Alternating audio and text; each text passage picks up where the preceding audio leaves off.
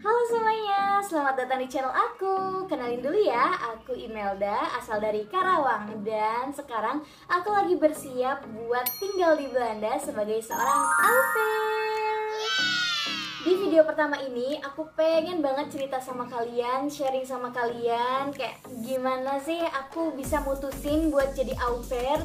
Dan apa yang bikin aku yakin buat menjalankan program ini, dan juga aku pengen bagi tips ke kalian gimana perjuangan aku sampai akhirnya aku mendapatkan host family dan visa. Jadi buat kalian yang lagi mikir-mikir buat pengen jadi au pair juga, atau kalian hanya sekedar pengen tahu gimana sih rasanya tinggal di luar negeri sebagai anak muda dari Indonesia, semoga cerita aku ini, pengalaman aku ini bisa kasih semangat buat kalian dan juga gambaran yang jujur untuk kalian semua. Oke, tanpa berlama-lama lagi, let's get started.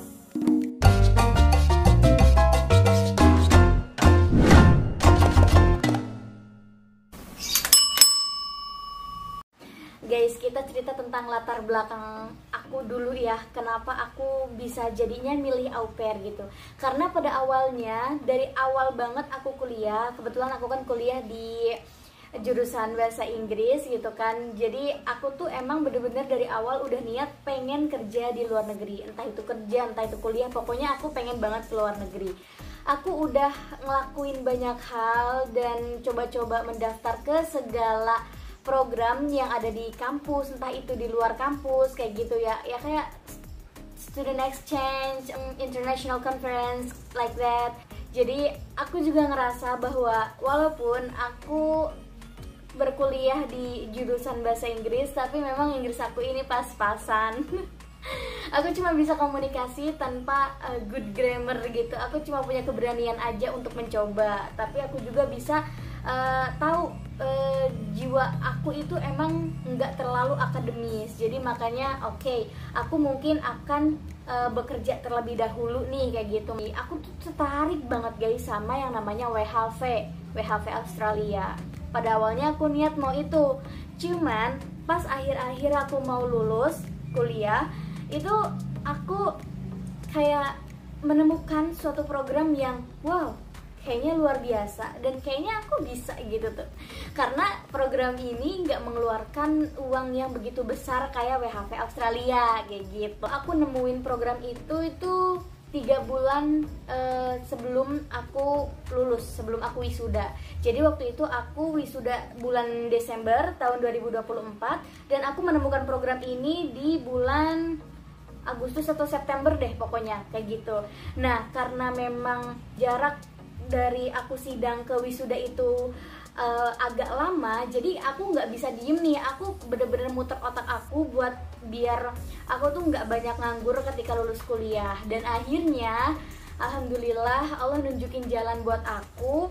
Aku mulai buat paspor meskipun aku nggak tahu tujuannya kemana dan buat apa paspor itu. Tapi waktu itu aku buat paspor dengan alasan mau umroh ya, Masya Allah.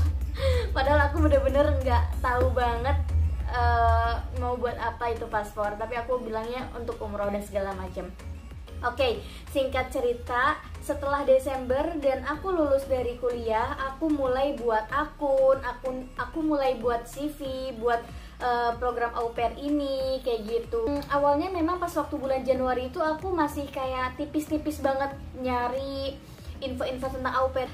Dan alhamdulillahnya guys, kalian tahu nggak sih, aku tuh dapat host family cuma 2 kali nyoba ngelamar, dan 2 minggu doang aku dapat host family. Oh my god, I'm very very grateful. Kayak ya Allah, secepat itu Allah ngabulin doa aku. Ya aku percaya ini tuh kekuatan doa orang tuaku dan juga manifestingku gitu loh, karena emang aku orangnya manifesting banget guys. Nah pokoknya waktu di bulan Januari 2025 aku itu bener-bener tipis-tipis kayak buat akun au pair, terus buat CV khusus au pair juga kayak gitu. Karena CV khusus au pair ini bener-bener beda juga ya sama CV kerja yang lainnya. CV au pair itu harus cheerful, harus banyak foto dan bener-bener apa ya, tampilin value yang bagus untuk host family kayak gitu. Dan tentunya di dalam CV juga kalian harus jujur, kalian bisa apa, kalian punya experience apa kayak gitu. Kan waktu bulan Januari itu aku ngelamar kedua host family itu ya. Awalnya itu kan emang coba-coba, dan aku tuh ketolak guys sama dua host family yang ini. Yang pertama dia itu karena dia tuh butuh orang yang bisa berkendara mobil dan punya apa namanya SIM internasional lah gitu. Nah sedangkan aku kan nggak bisa, tapi aku tuh coba nego gimana kalau misalkan aku belajar dan kursusnya di sana kayak gitu tuh.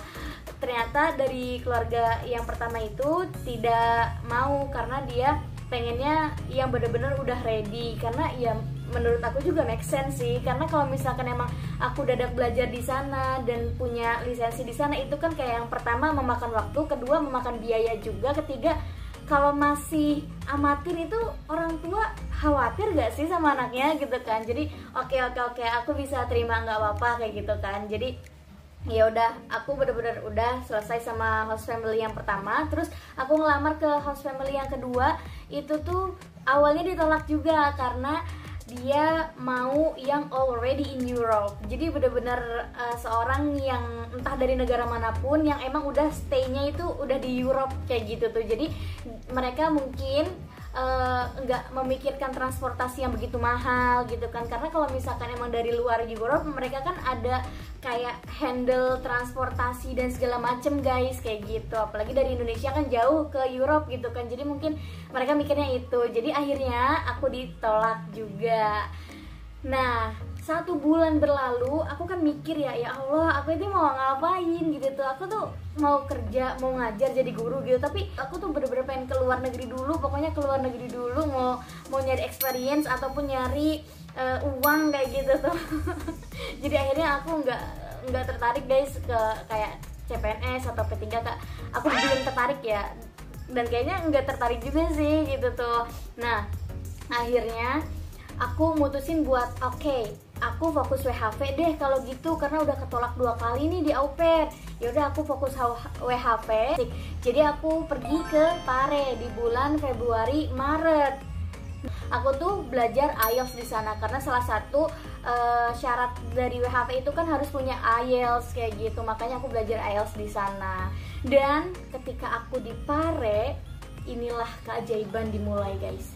Aku bener-bener bersyukur banget punya teman-teman yang banyak support, tutor-tutor yang mensupport juga, lingkungan yang baik. Jadi aku tuh bener-bener bisa fokus sama diri aku sendiri, dan aku memperkuat doaku, amalanku, dan selalu minta restu dan ridho orang tuaku kayak gitu ketika aku di sana. Dan akhirnya aku mendapatkan kesempatan interview lagi sama keluarga yang kedua, yang tadinya nolak aku karena dia pengen au pair yang already in Europe. Tapi akhirnya dia pikir-pikir kembali, dia pengen coba buat ngerekrut au pair dari luar Europe kayak gitu. Dan aku salah satu kandidatnya. Oh my god, aku bener-bener speechless banget sih pas waktu itu. Dan aku tuh tahu nggak guys, interviewnya itu jam 1 malam, karena kan perbedaan jam Belanda Indonesia itu kan 6,5 jam lah ya. Jadi aku jam 1 malam, di sana itu sore jam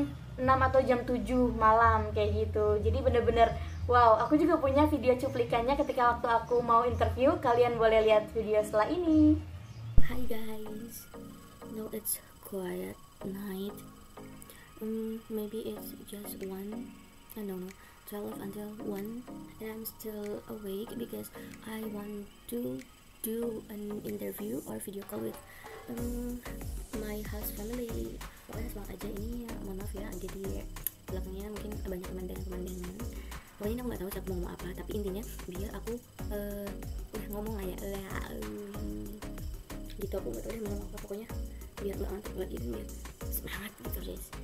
So sekarang udah jam 23.47 waktu Indonesia Barat guys. Ini aku punya persiapannya cuma 20 menit buat berlatih speaking ya, pakai ChatGPT mungkin habis ini. Dan habis itu aku bakal follow up my host family. Iya, aku nggak bisa, aku mah jadi orang bisa lah bakal tertarik sama aku kayak gitu. Dan aku yakin aku bisa pergi ke Netherlands gitu, atau Italia dan sebagainya. Gimana? Bye bye. Nah, jadi kayak gitu ya guys. Itu bener-bener video yang tadi bener-bener aku bangun buat bersiap-siap diri buat interview pertama kalinya sama host family dari Belanda kayak gitu tuh ya. Aku itu sempet pas waktu mau interview, aku tuh ketiduran guys, aku tuh kebablasan. Aku melewatkan kesempatan itu. Jadi kayak, ya Allah, aku bangun-bangun malah jam 4, harusnya jam 1. Sedangkan host family aku udah ngechat, are you ready for interview today? Oh my god. Terus aku langsung balas aja tuh pas waktu aku langsung pas aku bangun gitu tuh, aku balas kayak I'm sorry, I'm sleep kayak gitu, kayak pokoknya malu banget. Tapi aku coba buat kayak negosiasi, nawar kayak gitu tuh, boleh nggak kalau misalnya kita interview lagi kayak gitu tuh, kita reschedule interviewnya karena aku tahu ini kesalahanku, tapi kalau misalkan kalian memberikan kesempatan kedua untukku, aku sangat bersyukur banget kayak gitu tuh. Akhirnya mereka memberikan kesempatan kedua dan untuk malam ini katanya kayak gitu. Ya udah, aku bener-bener guys nggak mau banget ngelewatin momen itu, dan akhirnya alhamdulillah aku bisa melewati interview itu. Rasanya nano-nano banget dan grogi, takut salah ngomong, tapi juga excited. Tapi justru dari situ aku banyak belajar buat lebih percaya diri guys. Dan alhamdulillah interviewnya berjalan dengan lancar, dan aku pun bertanya kepada mereka gitu, kapan sekiranya mereka memberi kabar buat aku bahwa aku ini keterima atau enggak kayak gitu. Nah, tapi jawaban mereka apa coba?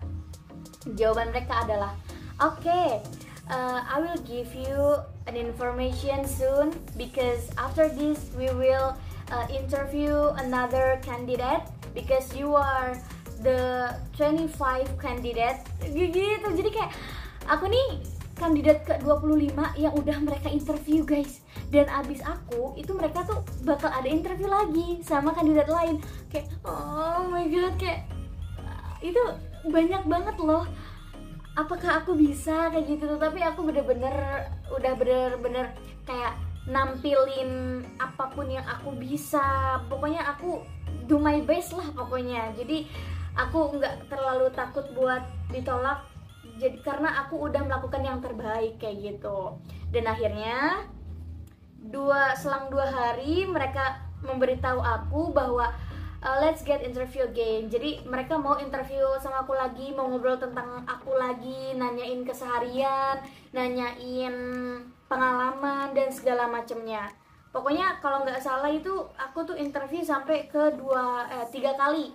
Abis itu yang keempat kalinya baru dinyatakan bahwa aku keterima menjadi au pair mereka, yang sekarang masya Allah 1 minggu lagi aku bakal ada di Belanda guys. I'm so excited, and aku bener-bener suka banget sama si dedeknya, lucu banget, gemoy, oh my god. Jadi buat kalian yang di fase daftar atau belum dapat host family, jangan nyerah ya, nikmatin prosesnya. Serius deh, ketika waktunya udah tepat, udah pas, pasti Allah kasih yang terbaik. Dan jangan lupa kalian harus yakin sama diri kalian sendiri bahwa kalian bisa, dan niatnya lurusin guys. Niatnya lurusin, niatnya buat apa? Jangan sampai buat yang enak-enaknya aja, karena memang banyak dari konten-konten anak rantau kayak gitu yang emang kehidupan di luar negeri itu emang sangat enak banget gitu kan. Iya, kita menginginkan dan kita memimpikan hal itu, tapi jangan sampai niat kita juga salah. Jangan sampai niat kita kayak pengen cuma jalan-jalannya doang tanpa tahu gimana tugas dan kewajiban kita kayak gitu. Oh iya guys, yang membuat aku yakin buat mencoba program au pair ini adalah umur aku 24 tahun. Dan untuk ketentuan au pair itu ada di sebagian negara yang cuman sampai 25 tahun ya. Contohnya kayak di Belanda kayak gitu ya. Dia umurnya batasannya sampai 25 tahun. So, menurut aku daripada aku kayak WHV dulu. Kalau WHV kan umurnya sampai 30 tahun gitu kan. Dan kayak langsung kerjanya tuh pertama emang kerja keras gitu kan. Kerja kasar, terus nyari tempat tinggal sendiri, nggak ada siapa-siapa, makan sendiri, dan apapun semuanya sendiri. Aku cuman sedikit takut, tapi bukan berarti aku nggak mau nyoba kayak gitu tuh ya. Tapi di sisi lain, kalau misalkan ada yang lebih membuatku tenang gitu, jadi ya aku nyoba yang lain dulu kayak gitu. Jadi untuk umurku yang masih 24 tahun, jadi aku mau fokus ke au pair dulu, yang mana aku bisa ngerasain tanpa memikirkan segala hal, tanpa memikirkan tempat tinggal, makan, transportasi, dan segala macamnya, kesehatan dan segala macamnya. Aku nggak memikirkan itu. Aku cuman butuh